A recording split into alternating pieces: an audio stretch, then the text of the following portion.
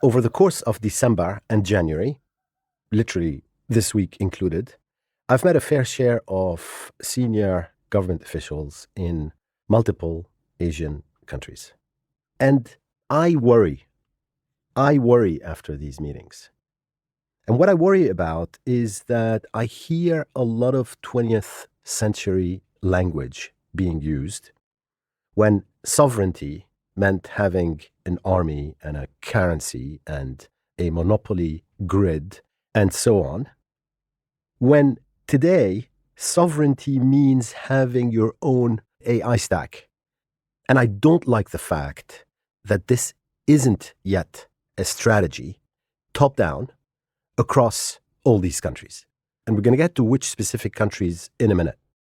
But first, let's talk about what an AI stack is. It's very simple. It's basically three things. First, it's infrastructure, so compute, cloud, data centers. Second, it's intelligence, data and models. And then third, it's applications to use all that stuff. So that's your virtual assistants and tools and your autonomous vehicles and so on.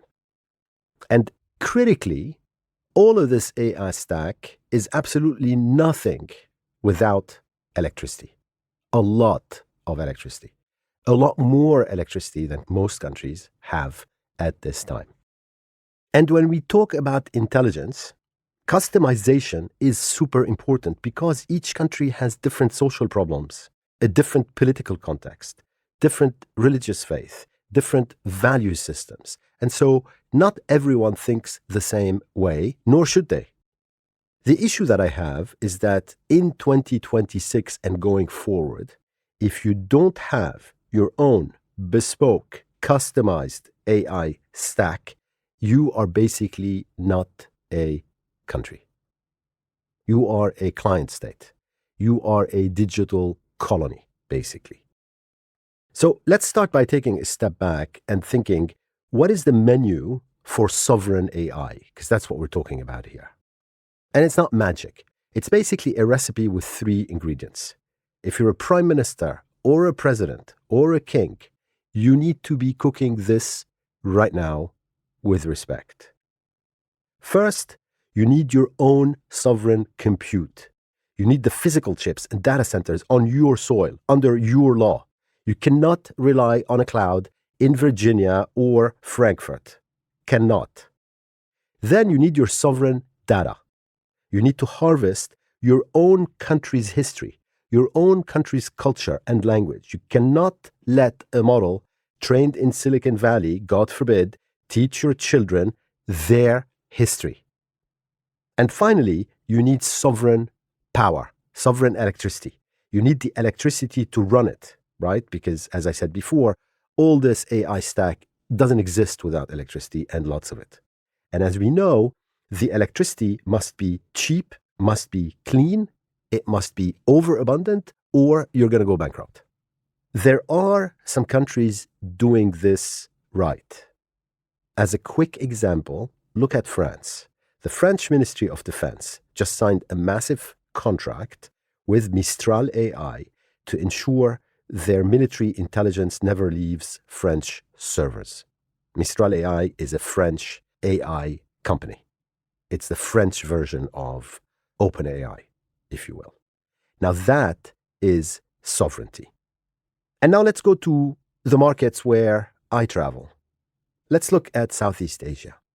Indonesia, Thailand, Malaysia, Singapore, Vietnam, and the Philippines are not cooking from this menu. They are basically ordering takeout. And that's a disaster waiting to happen. And we need to have a very serious, very urgent conversation in all these countries about survival. Not just climate survival, which you know is my daily rant, usually, but economic and sovereign survival as well. Collectively, these countries that I just named are an economic powerhouse. But right this second, when it comes to the single most transformative technology in human history, in other words, AI, they are sleepwalking. There's an arms race between the United States and China and others, by the way, to artificial general intelligence. Countries are spending hundreds of billions and in some cases, several trillions of dollars on compute, on chips, and on energy. But where does that leave Jakarta and Bangkok and Kuala Lumpur and Singapore and Manila? Right now, their strategy seems to be, let's invite the big guys in, let's sell them some land, and let's hope for the best. That is not a strategy. That is surrender. Today, I'm going to argue that these countries need a radical pivot. They need a standalone minister of AI. They need a massive wartime-style build-out of data centers. And critically, they need to power this new brain with the only fuel that makes economic and security sense.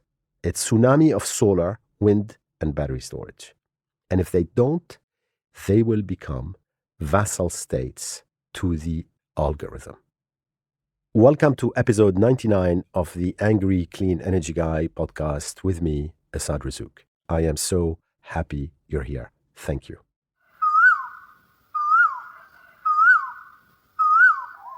Let's go back to the menu of what you need for sovereign AI. And let's start with governance. Currently, in most of these Asian nations, AI is treated as a sub-department. It sits under the Ministry of Science or the Ministry of Information or a digital economy task force or whatever. This is insufficient. It's not enough. It's way too little. We're not talking about your IT support department here. When AGI, or artificial general intelligence, arrives, the entity that controls the model controls the decision-making. I'm just going to repeat that and let it sit there for a second. The entity that controls the model controls the decision-making. If you're the Prime Minister of Thailand or the President of the Philippines, do you really want your national education curriculum, your healthcare diagnostics, your defense logistics running on a black box model hosted in Nevada or Shanghai and subject to the whims of a foreign government? Every one of these countries need a Minister of AI. That's a cabinet level official with one simple KPI: achieving AI sovereignty. And their job is to ensure that in every one of these countries, we have national foundation models trained on our languages and our data running on our infrastructure. And this brings me to the hardware. Just bear with me for a moment. You cannot have sovereign AI without sovereign compute. Right now, we're seeing a boom. In Malaysia, for example, and specifically in Johor, there's an explosion of growth in data centers, and it's basically becoming a global data center powerhouse. Indonesia is also seeing massive investment from people like Microsoft and Amazon. But there's a trap. If we just build the shells and let foreign companies fill them with their chips, running their closed models, we are just landlords. All these countries would be renting out their land and their electricity while somebody else owns the intelligence. And so, yes, countries should host the hyperscalers, bring in Google, AWS, Azure, and so on. But they should also build their own national compute. Sovereign wealth funds in all these countries, that's Thailand, Malaysia, Singapore, Indonesia, the Philippines, and Vietnam, must fund sovereign data centers that are running local models that serve the public interest and that are hosted within their borders. And you then get to the next challenge, which is that if you want to build a sovereign AI brain, you need to feed it. AI is absolutely the hungriest technology we have ever invented in the history of mankind. And look, if you look at the state of the grid in these countries, we're not ready. Vietnam has some muscle because they've got over 22 gigawatts of operational utility scale solar and wind. I mean, that's impressive. And it's about double the rest of the region combined. But their grid is fragile and they're struggling to integrate all that solar. Thailand is at about 6.5 gigawatts of combined solar and wind and are moving very slowly. The Philippines is also moving, and interestingly, they're becoming the regional leader in batteries. That's the right move, but they're going to need a lot more solar to charge these batteries. Malaysia is in some ways the most interesting but also the scariest story. They're building data centers in Johor at a speed that is terrifying. TNB, their grid, has electricity supply agreements for nearly 6 gigawatt of data center load, but their solar capacity is at about 2 gigawatts. And there's a massive disconnect between the ambition in terms of data centers and the reality on the ground in terms of renewables. Indonesia, on the other hand, is the sleeping giant that is waking up way too slowly. In a country with one of the best solar potentials in the entire world, they've got less than 1 gigawatts of utility-scale solar. That's a rounding error for Indonesia. Nearby Singapore, which is a drop on the map compared to Indonesia, already have more solar than Indonesia, which is insane. And Singapore is also land constrained. They're pushing, for example, they've got Southeast Asia's largest battery at 285 megawatt hours, if I'm not mistaken, on Jurong Island. But Singapore cannot generate enough power for the AI era locally, and they need to import it. But the combined gap between all these countries is huge. At the moment, we think more than 11 gigawatts of data centers are being built in Southeast Asia. And there is nowhere near that much power being planned or built to feed them over the next few years. Because to power 11 gigawatts of always-on data centers with renewables, you need about 3 to 4 times that capacity in solar and wind, and you need lots of batteries.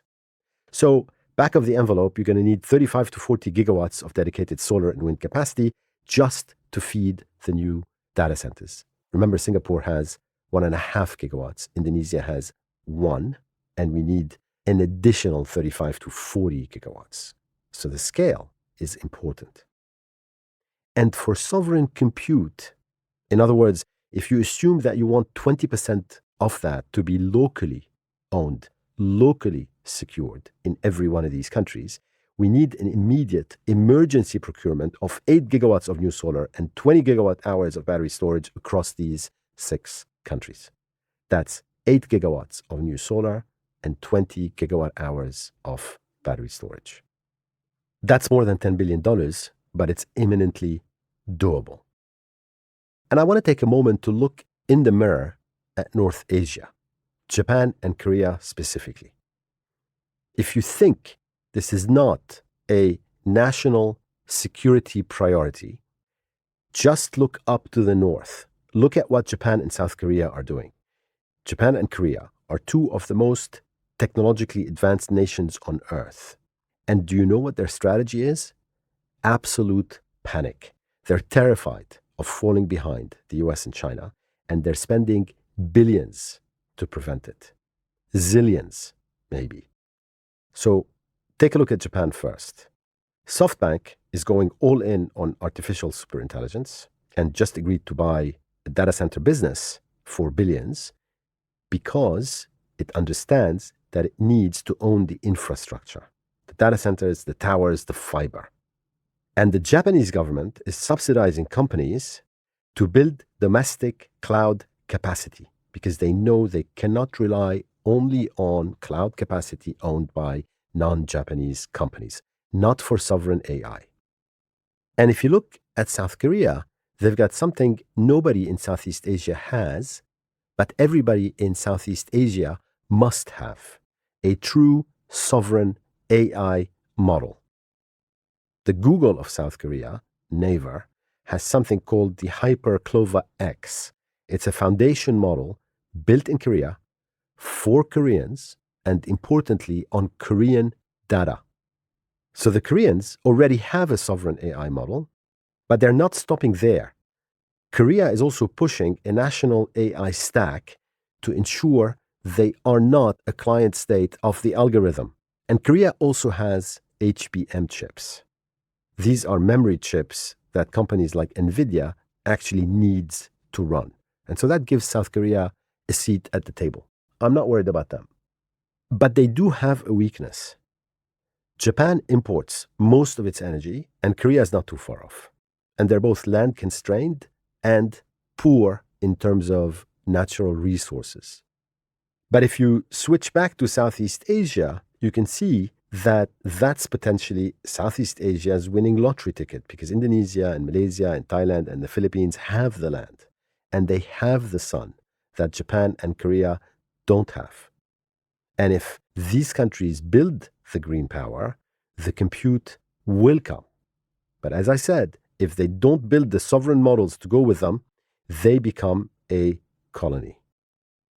Right this second, Japan and Korea are fighting to be owners. Indonesia, Thailand, the Philippines, Malaysia, Vietnam, and Singapore are currently settling for being tenants. And there is a dark side to all this because it's a national security issue of the utmost importance. Imagine a world 5 or 10 years from now where somebody has achieved a GI. Could be the Americans, could be the Chinese, could be others, could be all of them. But imagine that your country, doesn't have a sovereign AI stack. That means that those that have AGI capabilities have models capable of cyber offense, advanced strategic planning, automated scientific discovery, and I could go on and on and on. But think about it. What happens if sanctions are then applied on you? What happens if the model is turned off for your region? What happens if the model is biased against your national interests? That's a massive security issue.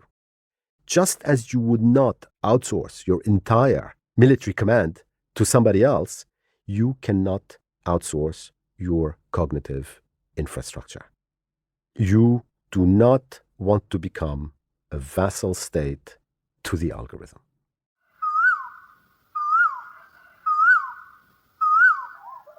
Okay, I know that was dark, but what's the takeaway? The governments in Indonesia, Thailand, Malaysia, Singapore, the Philippines, and Vietnam, with respect, need to move from an incremental and ad hoc approach to sovereign AI to an all-in, aggressive, and national scale approach. They need to tackle this with urgency and resources. Each one should appoint a minister of AI. Each one should mandate that every new data center comes with its own solar and battery farm. No more free rides on dirty grids. Each one should build its own sovereign stack. As I said earlier in this podcast, you can do the numbers back of the envelope. It's imminently doable. It's 5 gigawatts of local compute powered by 15 gigawatts of local renewables. And super importantly, they need to build their own large language models. That's it. That's what they need to do. I don't see any of this getting done. I really don't. And it's a worry because there's an arms race out there, and Southeast Asia can be players or they can be a playing field. It's their choice, but the window is closing fast. So let's get on with it. Thank you for listening to episode 99 of the Angry Clean Energy Guy podcast. And I can't believe that I'm at episode 99 and that the next one is going to be episode 100. I'm going to do my best to do something special for that one. Have a great couple of weeks.